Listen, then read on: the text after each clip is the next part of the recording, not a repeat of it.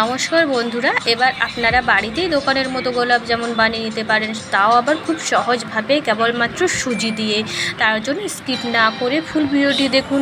আর যদি আমার ভিডিওটি ভালো লেগে থাকে তাহলে অবশ্যই একটা লাইক করে দেবেন, আর আমার চ্যানেলটিতে একটা সাবস্ক্রাইব দেবেন আরও নতুন নতুন ভিডিও পাওয়ার জন্য। তো এর জন্য আমি 1 কাপ মতো সুজি নিয়েছি। এরপর আমি এই সুজিটা একটা মিক্সিং জারে দিয়ে এটা ভালো করে মিহি করে পেস্ট করে নেব।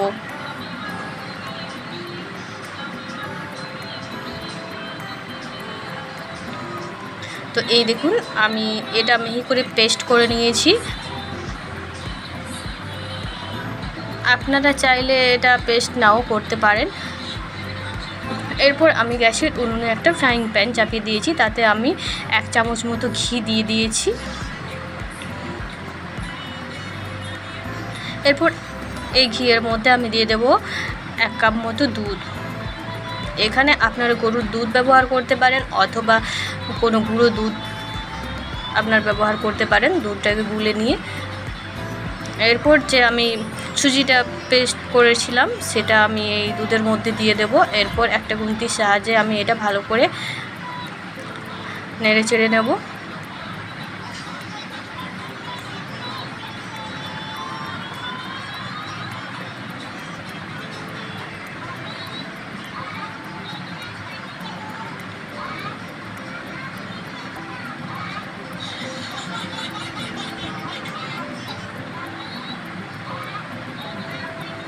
এটা আমাকে অনবরত নেড়ে যেতে হবে।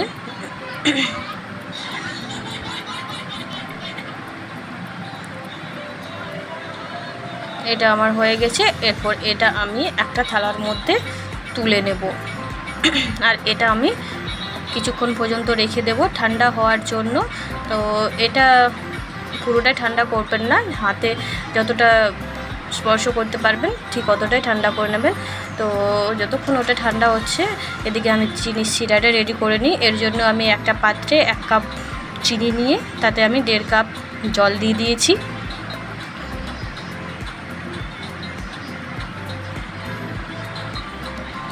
এরপর একটা সুন্দর ফ্লেভারের জন্য আমি এখানে দিয়ে দিয়েছি 2টো এলাচ থেতো করে।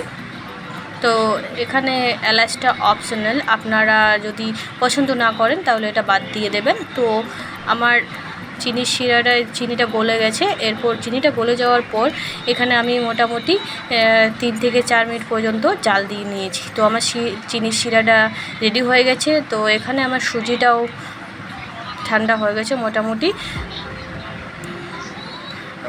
এরপর আমি সুজির মধ্যে দিয়ে দেব 2 চামচ মতো গুঁড়ো দুধ। 2 চামচ আমি এখানে গুঁড়ো দুধ নিয়েছি। আপনারা 10 টাকার একটা প্যাকেট পাওয়া যায়, সেখানে ওই 1 প্যাকেট দুধ ব্যবহার করতে পারবেন, গুঁড়ো দুধ। এরপর আমি এটা ভালো করে হাতের সাহায্যে চটকিয়ে নেব। ভালো করে সুন্দর করে এটা মাখতে হবে একটু সময় ধরে। এটা যত ভালো করে মাখা হবে মিষ্টিগুলো ততটা সুন্দর হবে এবং নরম তুলতুলে হবে।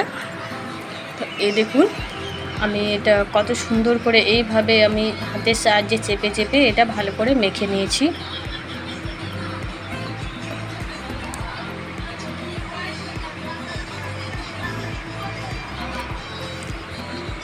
আমার মাখা হয়ে গেছে। এরপর এটা থেকে আমি ছোট ছোট লেচি নিয়ে হাতের তালুর সাহায্যে এই দেখুন রাউন্ড শেপ করে নেব। এই দেখুন এইভাবে সব মিষ্টিগুলো আমি বানিয়ে নিয়েছি। এরপর গ্যাসের উনুনে একটা কড়াই আমি সাদা তেল গরম হতে দিয়েছি। তেলটা হালকা একটু গরম হয়ে গেলে তাতে আমি মিষ্টিগুলো ছেড়ে দেব, আর এগুলো মিডিয়াম টু লো আঁচের মধ্যে এগুলো ভেজে নেব।